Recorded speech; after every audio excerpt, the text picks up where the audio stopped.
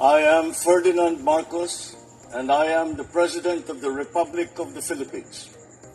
I stand today on behalf of 110 million Filipinos. Araw po sa ating mga minamahal na kababayan. Meron po akong ibabalita sa inyo. Simula Martes, Abril na ang 14, may malaking rollback sa presyo ng langis. Mahigit 20 piso ang ibababa sa diesel. Ang gasolina naman may bawas na 4 pesos 43 centavos kada litro. Kerosene, 8 pesos 50 centavos kada litro ang ibababa. Malaking tulong ito lalo na sa ating mga driver, sa mga commuter at sa bawat pamilyang Pilipino na araw-araw na apektuhan ng mataas ng presyo ng krudo. Hindi pa ito sapat. Kaya tuloy-tuloy naman ang ginagawa ng inyong pamahalaan para maibsan ang epekto nito sa inyong pang-araw-araw na buhay.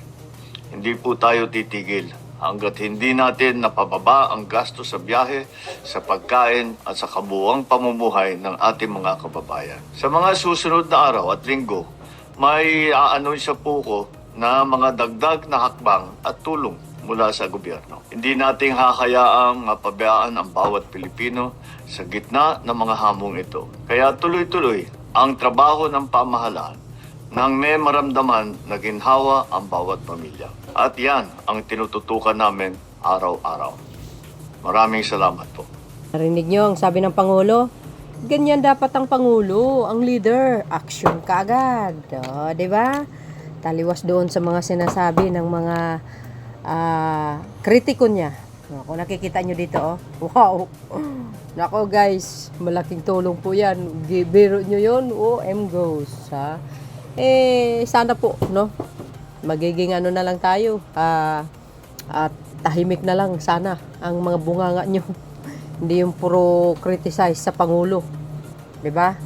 Sana man lang po kung bumabatikos man kayo sa Pangulong Marcos Jr., siguraduhin nyo may nagawa din kayo sa bayan.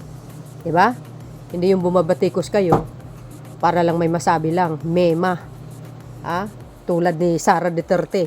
Wala na lang ginawa kundi pumuna sa Marcos administration.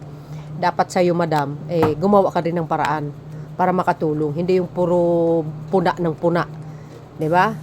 Kayo nga, wala naman kayo nagawa, wala naman kayo achievement. Hindi nyo naman kayang tulungan ng Pangulo. Bagkus, yung mga alipores nyo sa social media, sinisiraan pa ang Pangulo. 'Di ba guys? Walang asenso ang bansa kung ganyan din ang mga ibang tao, ibang Pilipino. Magaling mamuna, wala naman nagawa, dada ng dada. 'Di ba?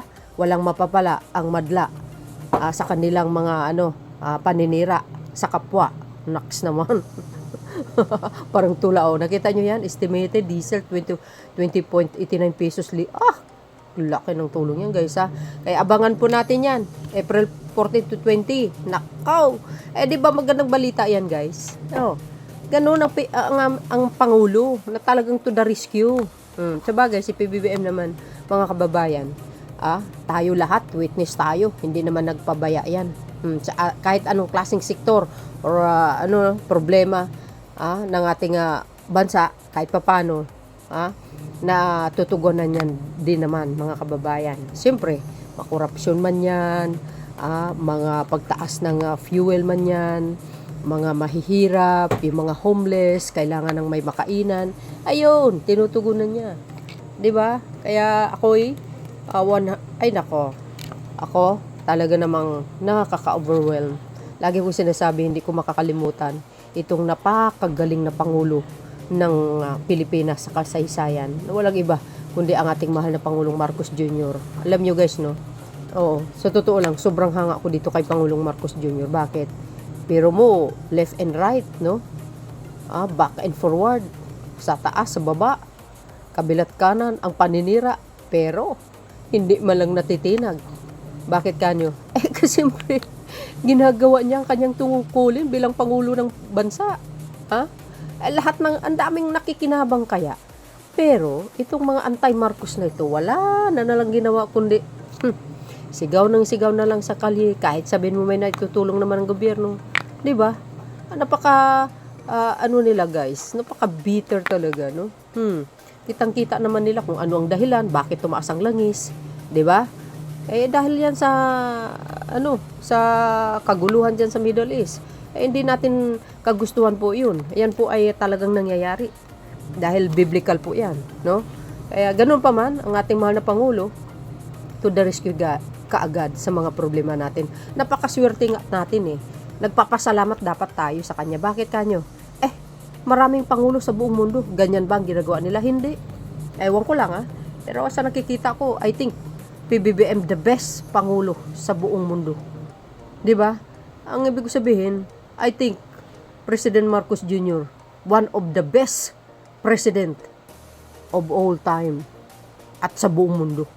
Alam mo itong pangulo na ito, kaya niyang pamumunuan ng Amerika. Kahit Russia pa yan. Kahit India pa yan. Kahit Europe pa. Kaya yung pamumunuan. Ang ganda kasi ng kanyang mga, panukala. Para sa kapakanan ng mamayan ng Pilipino. The best talaga. So, ayan. Di ba good news yan? Nako, naman talaga. So, ayan guys. Ito ang rollback na ating makakamtan sa mamagitan ng kanyang tulong. Pagtugon sa problema ng pagtaas ng langis. Saludo kayo talaga sa iyo, Mr. President. Ikaw na talaga ang pinaka-the best na pangulo sa kasaysayan ng mundo. Thank you guys for watching. See you again on my next upload. Ayan, follow and likes. Hit the button bell para lagi nga updates. Okay, bye-bye and bye-bye. God bless Philippines. Bye everyone. There's more. Thank you, Mr. President.